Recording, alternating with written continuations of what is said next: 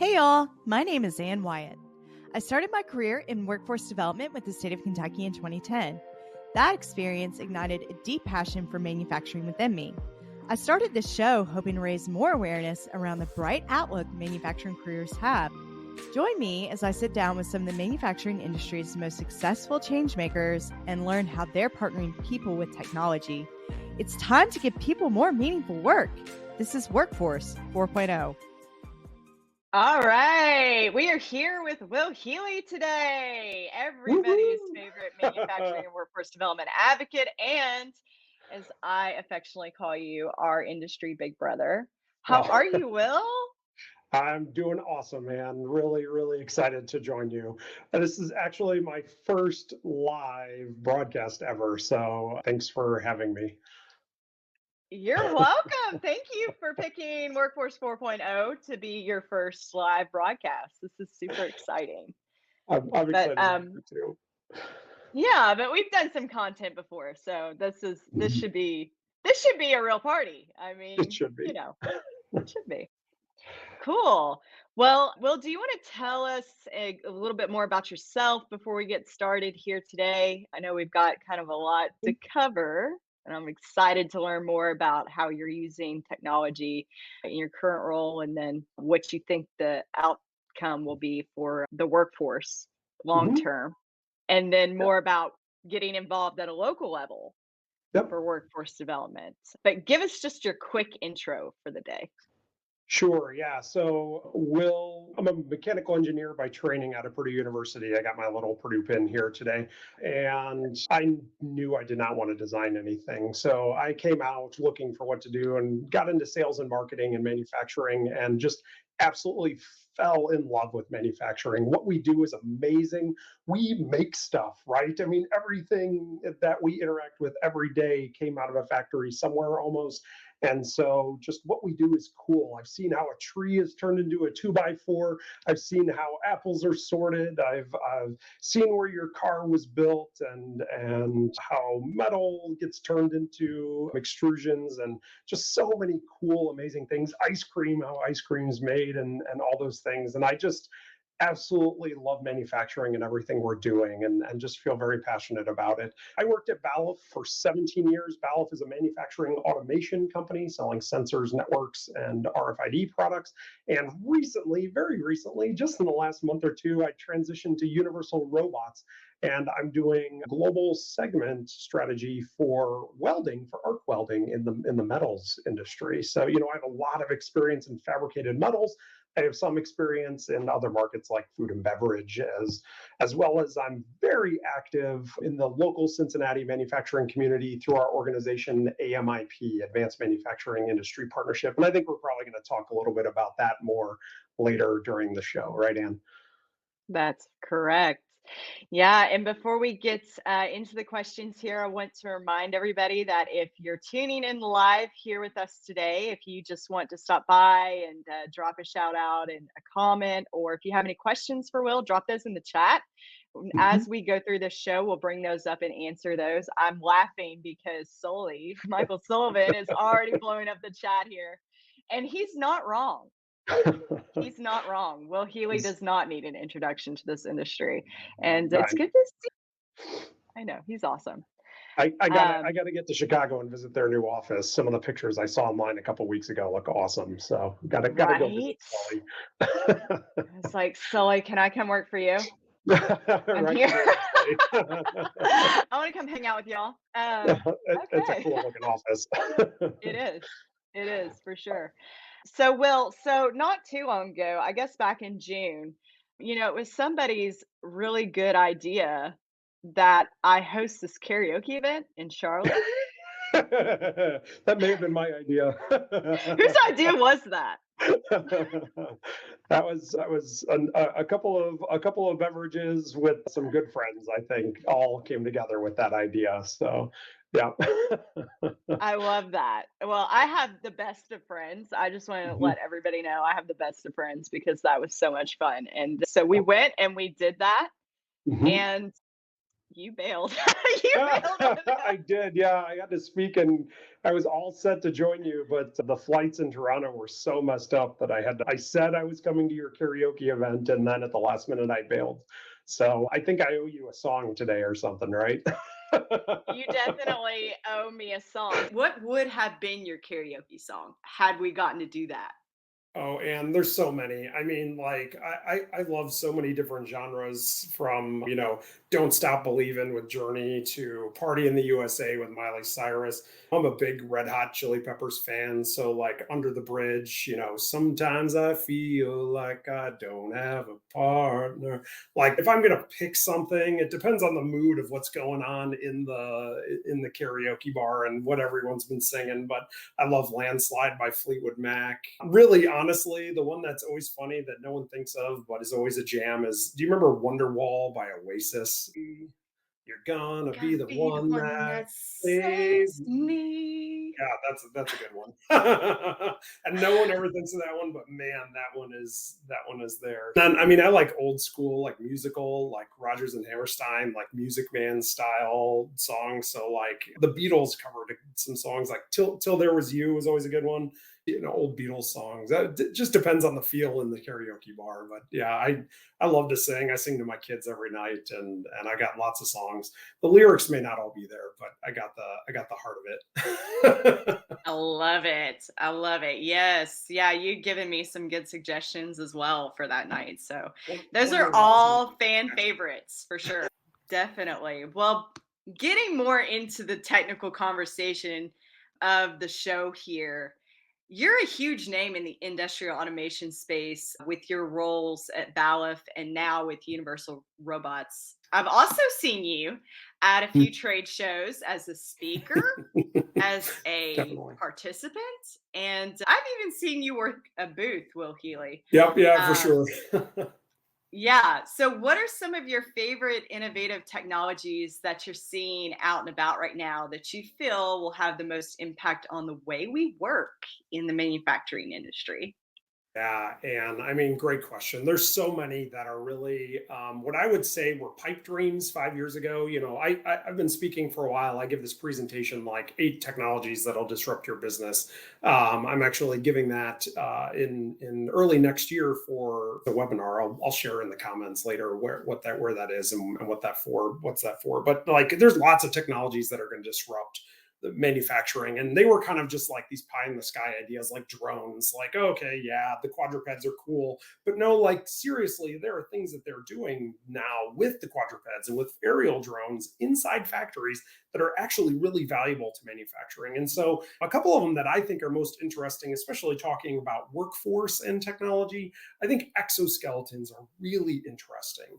And the reason I think exoskeletons are really interesting is because the worker, really, we've got to be able to keep the life of the worker better. We've got to be able to invest in the workers because there aren't enough workers. So how do we get them to stay? We make the job better. And the exoskeleton gets rid of that physical, dangerous part of the job.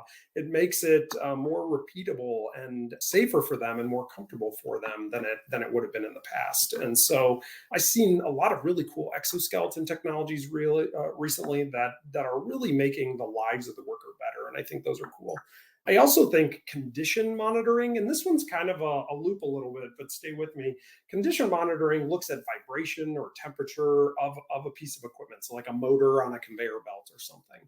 And there's a lot of, you hear about predictive maintenance, and you hear about AI and machine learning, and you hear about all these things. And all of those things really boil down to monitoring the equipment for changes and deviations in the health of the equipment. So if it's vibrating more, something's going on. If it's getting hotter, something's going on. And so getting in and repairing those things, predicting a failure before it occurs, these are important as a workforce solution. I'm going to tell you why right now.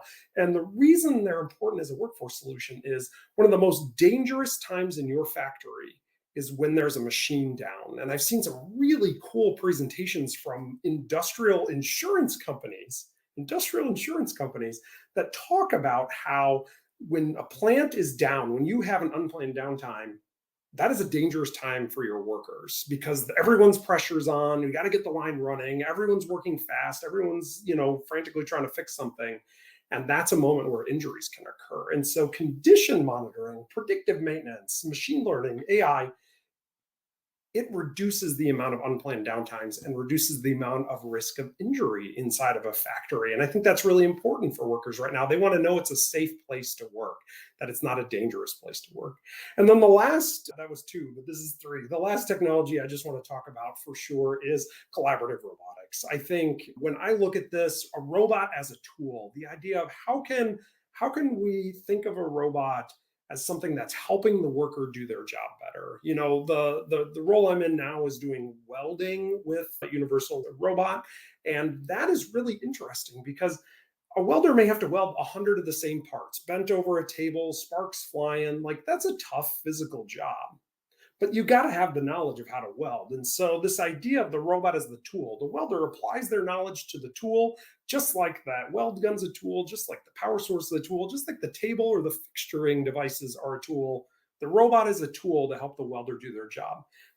She sets up the welding path, they get the robot going, and then they move on to the next path and to the next robot and the next tool. And so the welder's more efficient.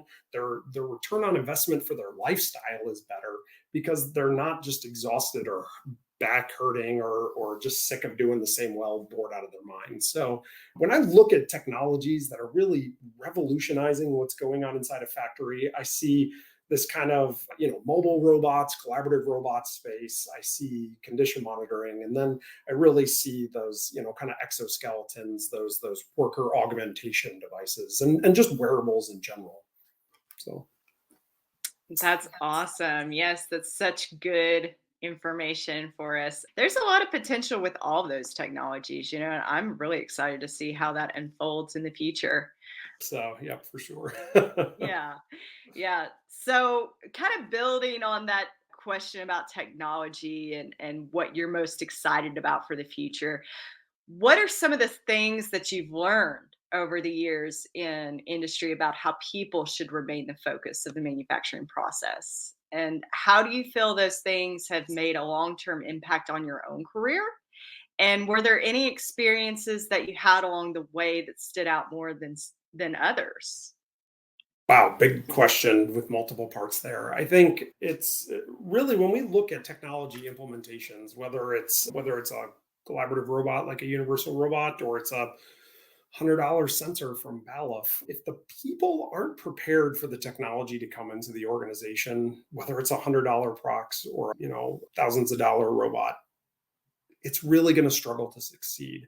And so over the years in working with manufacturers, trying to be successful, I've kind of realized that the people part of this, the change management part of this, the really educating the people and engaging the people and working with the people is much more of the work than the actual integration of the technology.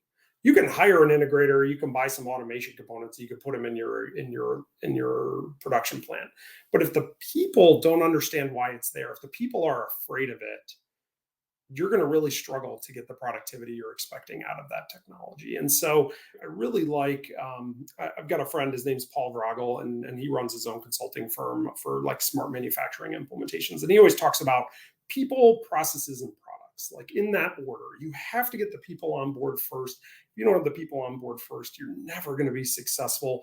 Then you have the process. I think we've all tried to automate a process, even in our home lives. If you try to automate something that doesn't have a good process, it's not going to be good automation. I mean, automation relies on reliable and well-defined processes to be successful. Things that aren't a good process aren't good candidates for automation or for technology in general. And so if we don't have good people in place, if we don't have good processes in place with those people who are engaged, the technology will never be successful. The product will never be successful. And I think that's the thing I've really learned and taken away. When we've had a customer buy something and it doesn't work, when you really dive into why it didn't work, it was typically because there was something inside that organization, in the culture of that organization, or in the engagement from the management to the operators of the organization. Something was disconnected in the people part of the business.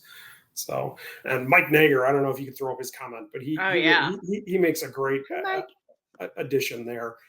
We've got to have training, right? That's part of that people process part. If people aren't trained on that equipment, they're going to struggle with the technology, whatever you put in place. And so, yeah, absolutely. We have to rethink how training is. Training used to be you sent someone offsite to, Atlanta or something for a week, and they took a training at a manufacturer. But when we look at how we learn now, we all look things up on YouTube, right? Like, I'm a professional plumber and a professional electrician and a professional yard maintenance person from watching YouTube videos, right? I mean, I can repair my own tractor, and I'm making videos about how to repair the tractor because they don't exist for my model. I mean, like, all of us watch YouTube to learn, and you watch 2-3 minutes and you move on. And that's the way that people learn now. And so how we train people, it's not about sending someone away for a clinic for a week. It's really about making information available to them to learn what they need to learn and to get their job done and move forward. And then the next time they need to learn something, if that means they learn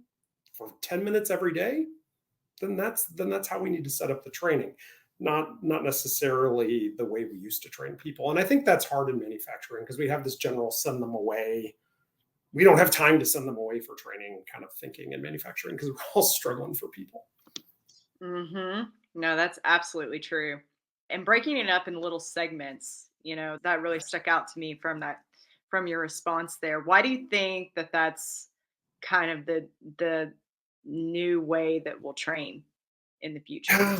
Yeah, I think everything moves so fast and there's so much change now. I think we all kind of feel this, like the pace of change is faster. Even if you look at the automotive industry, like it used to be like it would take 4 years from concept of a vehicle to like the vehicle actually being in production on the road. And those timelines, even inside the automotive industry, that's a giant, very complex business, are really shrinking and getting faster. And so there's less time to do all of the planning and the long-term strategizing and all those things. You have to figure it out, and then you have to move forward to the next thing. And so I think all in business and in life, I mean, there's lots of macro trends and micro trends causing this, but I think the way we consume information now, I mean, between social media and the way that our lives are constantly changing, we need to keep self-educating ourselves. And the only way to do that effectively is to get little bits when you have time is really what I see.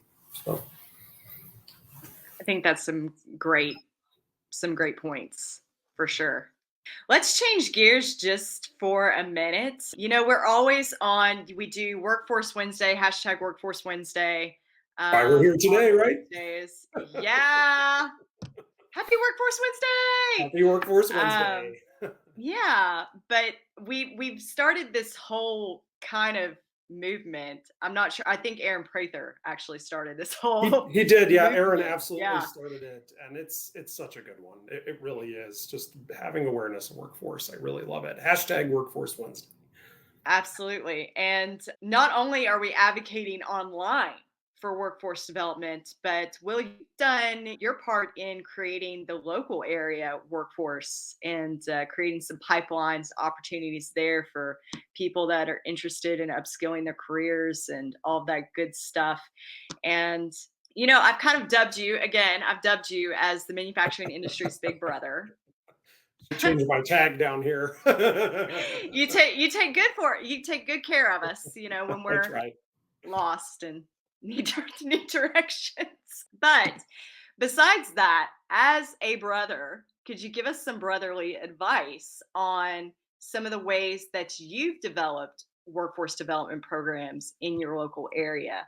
Do you have any thoughts or suggestions on how anyone that is interested in advocating in their local area, or maybe they're a nonprofit and they just got some grant money to create a workforce development program, what has been your best experiences in developing workforce development on a local level? Wow. Okay. It's a huge question, but I'm going to try to boil it down into kind of 3-part answer here, Ann. I think really if you're looking at how to engage locally, and you have to engage locally, like you cannot wait for NAM, the National Association of Manufacturers across the United States, to fix this. You can't wait for it to just magically get fixed. Like our workforce and talent and pipeline problem that we have in manufacturing right now that is going to get worse. We're not over the hill yet. The only way we're going to fix this talent pipeline problem is through local action in our communities. And by that, I mean the school down the street from your factory, you have to engage that if you want to fix your talent pipeline problem. The local tech school down the street, or the local union shop, electrician union shop, whatever it is that is by you, the way you fix this is locally. When you're at a soccer game, so it's really going to be 3 parts, right? The way we fix this locally is 3 parts. I think through personal evangelization. I'm going to talk about that. I think through engaging with other industry, other manufacturers in your local area, engaging with the industry. And then I think engaging with local partners in schools. I think those 3 things are just really important. And so that personal evangelization is important. Like what we do is cool. What we do is cool. I don't care if you just make structural metal parts for a car. You can point out in a parking lot and probably point at, I made a part that went on that car. It's cool what we do. And kids think makers are cool, right? 3D printers is like a huge thing on the internet. And lots of people are in this kind of maker mentality. So we have to connect that we make stuff and we have to evangelize. So when someone asks, what do? Don't be embarrassed that you work in manufacturing. Hey, I make parts that go in cars. That car you drove here tonight, I made a part of that car. I made the food that's on the table at this party tonight. I made the machine that fills the squeezy pouch with applesauce that your kid's eating at the soccer game.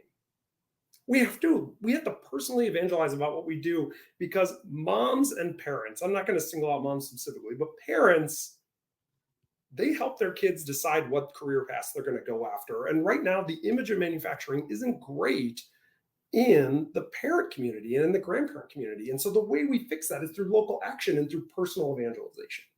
The second thing that we have to do, Ann, is we got to engage with other manufacturers. You're not the only one with a problem where no one has the math skills you need. You aren't the only one with the problem where transportation is a problem or childcare is a problem. You aren't the only one. If there are 3 factories on the street, I guarantee all 3 of you are having the exact same problem. Go knock on their door. Say, can I talk to the owner? I'm the owner of your next door neighbor.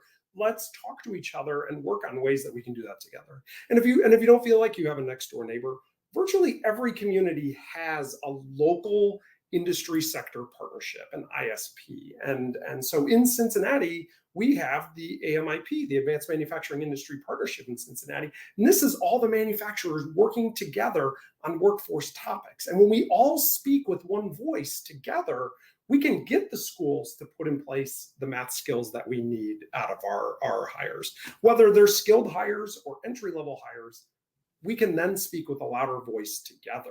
Small communities, large communities, there are opportunities for you to work together with other manufacturers. And I just ask you to reach out and find out who they are. So that's my second one, right? Personal evangelization in your community, working with other manufacturers to have a louder voice. And the third thing is really, really, really, you got to engage with the schools. You've got to engage with those local apprentice training programs. You've got to engage with the tech school. You got to engage with the electricians union. You've got to engage where the kids are getting educated. You got to engage that elementary school down the street. The real sweet spot is the middle school. 6th, 7th, 8th grade, 9th grade. These are the grades. 7th, 8th, 9th grade is where the kids decide what their career path will be. 7th, 8th, 9th grade. And so we got to engage the middle schools down the street. We got to engage the community around us to make sure that the programs are full. If there's an electrician apprenticeship program, let's make sure that those kids are thinking about being an electrician. Let's make sure that mom agrees being an electrician is a good opportunity. Let's make sure that we understand welding's a good career path. Let's make sure that we're getting mechatronics people and maintenance techs into the programs that are there. And you do that by engaging your community. And so offer a presentation to the school down the street. offer a tour of your facility to the local scout troop. They actually have to get a badge, Ann. Every scout has a manufacturing badge. They need a tour. So go reach out to the local scout troop, 7th, 8th, 9th graders. Let's get them into our factories and help them get that manufacturing badge. That's something that's an opportunity for us to engage with the schools and the education programs in our communities. So that was a really long-winded answer, but I mean, like, we all have to do personal evangelization. We've got to engage with other manufacturers, and we've got to get in front of those schools. Absolutely. Yeah, I think that from what you're telling me today, it sounds kind of like building a workforce development pipeline really begins with being active in your hometown and in your community. Yep. Yeah, absolutely. This gets fixed through local action. This gets fixed by you engaging the school across the street. I love that. I love that. Well, I think we've got time for one more question today, if that's okay with you. Mm-hmm. Okay. You know, I titled this episode, An Investment in Technology is an Investment in Your Workforce. Where do you feel the true value of investing in technology for your front line is? And what are your long-term hopes for the adoption of more technology in manufacturing? And how do you think this will give people more meaningful work? Yeah, sure, Ann. I think some people call it Industry 5.0. I really don't like Industry 5.0, but this worker at the center philosophy, I do really believe in. And when we put the worker at the center, you can really see the value that comes out of that. You had 𝗪𝗶𝗹𝗶𝘀 on. I don't know if that was right before me or a couple episodes ago, but Ray talks about run, improve, grow, and I won't double back on everything he says, but there is very proven when your frontline workers are at the center of what you do, when your frontline workers are invested in your organization, that's when you really start being successful. And so for me, when we look at technology as an investment in your workforce, I want us to be thinking about how the technology not only creates a financial return on investment, but I also want us to think about how it creates a lifestyle return on investment for our people. How does it make the lives of our workers better? And we do that by eliminating the D's, right? Jay Call, the manufacturing millennial, always says there's 4 D's: dull, dirty, dark, and dangerous. I don't know which one of those is the one he added, but dull, dirty, dark, and dangerous. When we focus on eliminating the D's for our workforce, it raises the lifestyle ROI for our workforce. And when we raise that lifestyle ROI for our workforce, they can go home and not be exhausted. They can go and cheer for their kids' Little League game. They can play with their 2-year-old on the floor at the end of the day because their back doesn't hurt from being bent over a table all day. So this idea that, technology is not just straight up financial return on investment. It's about creating a culture where your people matter and investing in the lives of your people. And how do we make the lives of our workers better? Because that makes the job more interesting. That makes the job more fulfilling. And it makes the job more interesting for the worker. And we have a lot of case studies at Universal Robots where when the robot is brought in and helping with one of those Ds, the people are just happier and more fulfilled. They say, I'm not just a person that loads a machine. I'm a robot wrangler. I'm a robot programmer. I'm a robot supervisor, right? Like, there's some great titles out there that I've heard that really raise the value the person sees in themselves in the job that they're doing by adding technology to their work. And so when we're having trouble filling our workforce pipeline, and we're having trouble attracting workforce, and we're having trouble attracting young people into our organizations, how we present the technology and how we invest in technology has a direct impact on our hiring and our recruiting and our retention. It has a complete and very visible impact on those things. I always talk about, what does your plant tour, when you're interviewing someone, right? You walk them through the plant and you're like, this is what we do, this is where you work. What is your plant tour communicating? Are your floors dirty and half your light bulbs burnt out and you have no natural lighting? Has the bathroom been cleaned this month? Are you showing technology? Are workers working with technology? Are workers working with dashboards and computers and tablets and AR headsets and drone pilots and a spot the dog quadruped robot walking through? Like what? I'm not saying you have to have all this crazy technology, but what is your plant tour communicating? Is your plant tour communicating that you're investing in your company, or is your plant tour communicating that you don't care about the workers? And so this is really a key part of it. And if you use your plant tour as a filter, you can really see, is technology an investment in your workforce? Absolutely. First of all, I love your passion. Thanks, Ann. It's like so inspiring. What we do is amazing, and we should be proud of what we do. Yeah, we should. You're just so inspirational, Will. You really are. And I just really appreciate your passion for manufacturing and workforce and all of that good stuff. And I'm just over here nodding because I just can't agree anymore with your philosophy on all that. So I appreciate that. For sure. Thanks, Ann. We have one more question. Do you have time for one more question? Yeah, absolutely. Okay. We got one more question before we close out the show today. Chris S asks, counterintuitive, for whom would manufacturing not be a good fit? Yeah, that's a fair question, Chris. My gut reaction would be there's an opportunity in manufacturing for everybody, but that's probably not what Chris is looking for sure. I think people who like making stuff, people who like working with their hands, people who like solving problems and those are really good fits. I think probably if you like history and writing, maybe manufacturing isn't the perfect fit for you, but manufacturing touches so many places because we started this whole thing saying, I have an engineering degree, but I don't really engineer things, right? I've worked in sales and marketing my whole career. So if you love writing, I'm in manufacturing sales and manufacturing marketing. And so I get to do those things that I prefer differently. So I'm going to answer your question, Chris. I guarantee it's going to cause a conversation in some LinkedIn chats with us later, but I'm going to say there's probably an opportunity. Manufacturing touches so many functions, from accounting to IT, to marketing, to sales, to logistics, to supply chain, to just so many different aspects, and has such a big impact in the community and the types of jobs it creates in a community. Even people, a lot of manufacturers have restaurants and they're trying to upscale the quality of the food in their restaurants.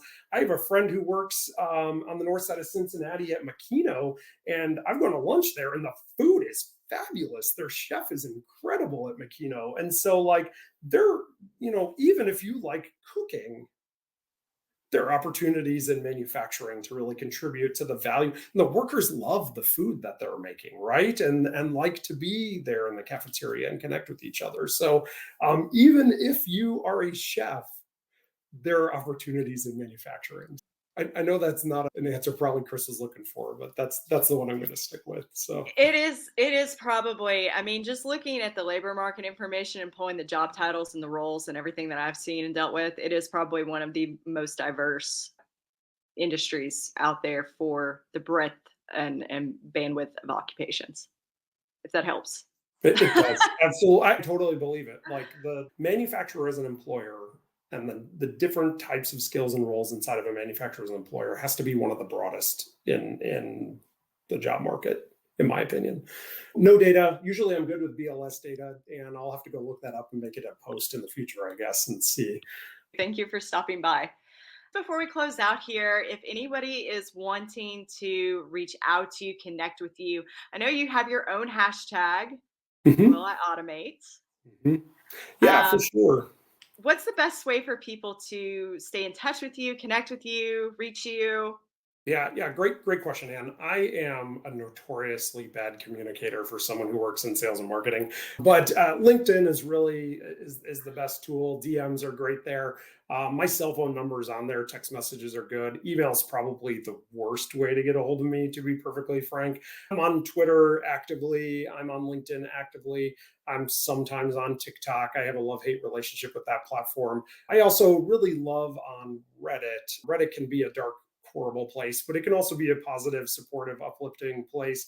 There's some really great subreddits there about automation and PLCs and manufacturing and metals, where people are really helping each other solve problems. And there's some engineering ones there where students are having identity crises and want advice. And I love to give advice to students there and talk about it. So Reddit's another place to find me. But really, LinkedIn and Twitter, those are my two main platforms of choice, I guess. So. I love that. I love that you're so passionate about helping other engineering students as well. That's awesome. Well, I think that is everything that we have for today. Thank everybody for coming by and dropping your chats and comments and questions for Will.